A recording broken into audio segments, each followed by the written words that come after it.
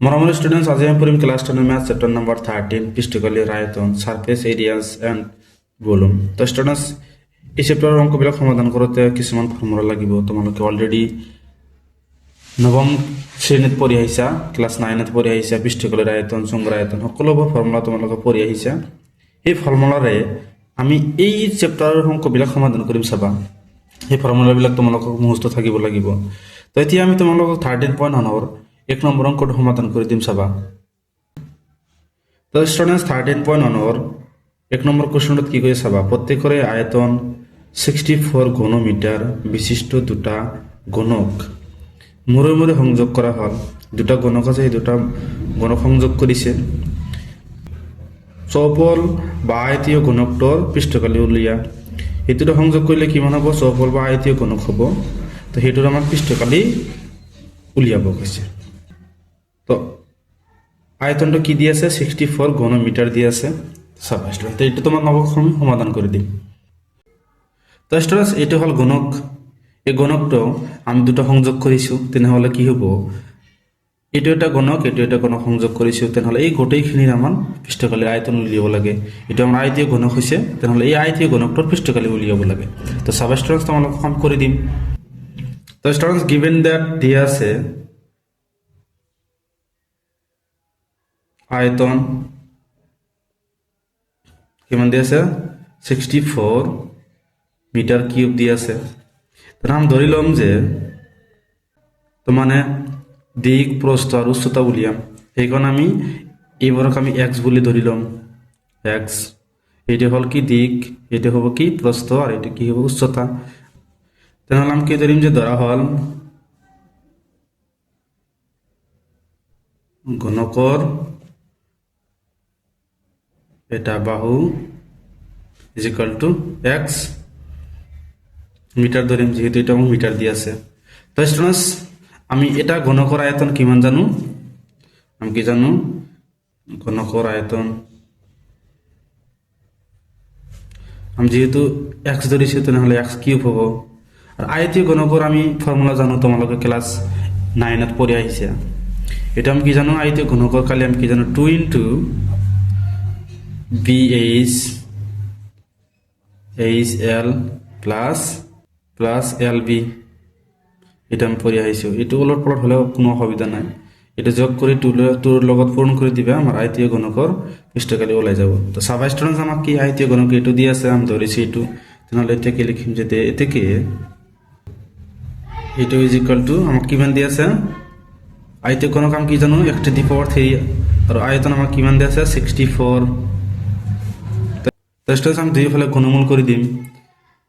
তো ঘনমূল করলে কেনেকুৱা হ'ব? এইটো হ'ব কি? এইটো আমি কি জানো? ঘনমূল x⁻³ ইজ ইকুয়াল টু, এটা আমি কিমান লিখি পাৰো? 4⁻³ ঘনমূল কৰিম। তেনেহ'লে A3 আর A3 রুট ক্যান্সেল যাব, তেনেহ'লে কিবা থাকে এক্স। সেম এইটো 3 রুট ক্যান্সেল যাব, তেনেহ'লে কিমান থাকে 4। তেনেহ'লে আমি এই ঘনকটোৰ দিক কিমান পাইছোঁ? 4 মিটাৰ। উচ্চতা কিমান পাইছোঁ? 4 মিটাৰ। আৰ প্ৰস্থ কিমান পাইছোঁ? 4 মিটাৰ। সেম এইটো এটা ঘনক, এইটো এটা ঘনক। ইয়াৰ আমি কিমান পাইছোঁ? 4 মিটাৰ। আর প্রস্থ কিমান পাইছোঁ? 4 মিটার। আর এই দিকটো আমি কিমান পাইছোঁ? 4 মিটার। তো স্টুডেন্টস, এই আয়তীয় ঘনকৰ পৃষ্ঠকালি উলিয়াব কৈছে। এইটো যদি 4 হয়, তেনেহ'লে এইটো কিমান হ'ব? 4। এইটো কিমান হ'ব? 4। এইটো আমি কিমান জানো? 4। আৰু এইটো আমি যে কিমান জানো? 4 সেন্টিমিটাৰ জানো। এই গোটেইখিনি 4 হ'ব, মানে গোটেইবিলাক সমান হ'ব। তেনেহ'লে এই গোটেইখিনি ইয়াৰ পৰা ইয়ালৈকে কিমান হ'ব? 4 আৰু 4 যোগ কৰিলে কিমান হ'ব? 8। কিমান হ'ব? 8 মিটাৰ। যেহেতু আমাৰ ফৰ্মুলাত আয়তীয় ঘনকৰ পৃষ্ঠকালত কি লাগে? BHL লাগে, তেনেহ'লে আমি L2 লিখিম যে দৈর্ঘ্য ইজ ইকুয়াল টু কিমান? 8 সেন্টিমিটার। মানে এই দুটা যোগ কৰিবা। আৰু বি মানে ব্রেথ, মানে প্রস্থ কিমান জানো আমি? 4 মিটার। তো স্টুডেন্টস, এটি সেন্টিমিটার নহ'ব, এইটো কি হ'ব? মিটার। সরি স্টুডেন্টস, তাৰপিছত এইচটো কিমান হ'ব? 4 মিটাৰেই হ'ব। তো স্টুডেন্টস, আমি বি পাইছোঁ, এল পাইছোঁ, এইচ পাইছোঁ, তেনেহ'লে আমি আয়তীয় ঘনকৰ পৃষ্ঠকালি উলিয়াম। চাবা, তো স্টুডেন্টস লিখি দিব যে এটাকে আয়তীয় ঘনকৰ পৃষ্ঠকালি আমি কি জানো? 2 into BH BL plus HL, এইটো আমি জানো। তো ইয়াতে আমি মান বলবো হয় 312 2 ইন্টু বি মানে আমি কিমান জানো বি মানে 4 ইন্টু এইচ মানে আমি কিমান জানো 4 প্লাস বি মানে আমি কিমান জানো 4 ইন্টু এল মানে আমি কিমান জানো 8 প্লাস এটা উলট পালট হলে কোনো অসুবিধা নাই স্টুডেন্টস, তোমালোকে টেনশন নকৰিবা। এইচ আৰু এল, এইচ মানে আমি কিমান জানো 4 জানো, এটা আমি কি জানো এইচ, ইন্টু এল মানে আমি কিমান জানো 8 পূরণ করে দিয়া 2 ইন্টু 4 4 গুণ 16 প্লাস 4 8 গুণ 32 4 8 গুণ 32। তো স্টুডেন্টস আমি ইয়াৰ লগত পূরণ করে দিম। তোমালোকে কি লিখিবা কিউব লিখিবা 2 ইন্টু কিমান হ'ব 6 আৰু 2 যোগ কৰিলে কিমান হ'ব 8 8 এৰ লগত 2 যোগ কৰিলে কিমান হ'ব 10 10 এৰ শূন্য থাকে 1 1 আৰু 3 কিমান হ'ব 4 4 লগত 3 পূৰণ কৰিলে কিমান হ'ব 7 7 আৰু 1 কিমান হ'ব 8 মিটাৰ কিউব। তো স্টুডেন্টস ইয়াৰ লগত 2 পূৰণ কৰিলে কিমান হ'ব 0 আৰ 2 গুণ 16 মিটাৰ কিউব।